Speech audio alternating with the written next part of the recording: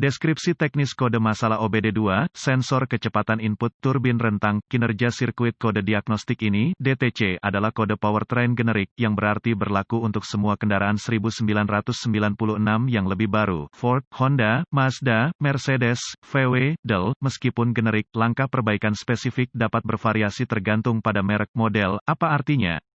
Ketika kode masalah diagnostik P0716 dipamerkan, ini disebabkan oleh modul kontrol powertrain (PCM) yang mendeteksi kerusakan pada sirkuit untuk sensor kecepatan input atau turbin yang ditunjuk yang dikenal sebagai A. Meskipun sensor kecepatan input dan turbin pada dasarnya identik dalam desain, beberapa produsen memilih untuk memvariasikan terminologi komponen. Penunjukan A biasanya disediakan untuk kendaraan yang dilengkapi dengan OBD2 yang menggunakan beberapa input atau sensor kecepatan turbin. Sensor kecepatan input turbin biasanya merupakan sensor elektromagnetik 3 kawat yang digunakan untuk memantau kecepatan input transmisi, dikenali oleh PCM sebagai revolusi per menit atau RPM. Sensor diposisikan dekat bagian belakang torque converter di poros input transmisi dan dipasang dengan baut, stud atau berulir langsung ke case transmisi. Pada poros utama atau input transmisi, terdapat alur yang dirancang khusus atau roda reluktor berlekuk. Poros input atau roda reluktor lewat sangat dekat ke ujung sensor, menyelesaikan sirkuit elektromagnetik. Ketika alur atau lekukan melewati sensor, sirkuit terputus dan pola elektronik terbentuk. Formasi pola ini diterima oleh PCM sebagai pola bentuk gelombang yang selanjutnya diinterpretasikan sebagai input transmisi, kecepatan turbin, kecepatan input turbin transmisi dibandingkan dengan kecepatan RPM engine, persentase beban engine, dan kecepatan output transmisi untuk menentukan kecepatan input RPM yang diinginkan. Jika kecepatan input turbin yang sebenarnya gagal bertepatan dengan kecepatan input turbin yang diinginkan, kode akan disimpan dan lampu yang tidak berfungsi mungkin menyala. Gejala dan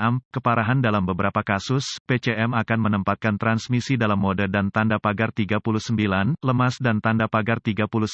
Ketika kode ini disimpan, transmisi akan bergeser dengan kasar dalam mode ini. Jika transmisi mulai bergeser tidak teratur saat Anda diberikan P0716, masalahnya harus segera diatasi. Gejala kode P0716 dapat meliputi fluktuasi speedometer dan atau odometer, pergeseran transmisi yang kasar atau tidak menentu, kegagalan transmisi untuk bergeser sama sekali, efisiensi bahan bakar yang buruk, pengoperasian speedometer, odometer yang terputus-putus, mesin dapat macet ketika menghentikan kendaraan. Penyebab potensi penyebab kode ini yang harus diatur adalah kabel dan atau konektor yang rusak, longgar atau terbakar, sensor kecepatan input yang salah, sensor kecepatan output yang rusak, kegagalan fungsi konverter, torsi transmisi PCM, kesalahan atau kesalahan pemrograman PCM. Prosedur diagnostik dan perbaikan. Titik awal yang baik selalu untuk memeriksa teknis buletin layanan TSB untuk kendaraan khusus Anda. Masalah Anda mungkin merupakan masalah yang diketahui dengan perbaikan yang diketahui dilakukan oleh produsen dan dapat menghemat waktu dan uang Anda selama diagnosis. Pemindai diagnostik canggih, volt digital, ohmmeter, DVOM, manual service produsen, dan mungkin osiloskop akan membantu dalam mendiagnosis kode P0716. Saya mungkin akan memulai diagnosis saya dengan inspeksi visual terhadap sistem kabel dan konektor. Kabel yang terputus,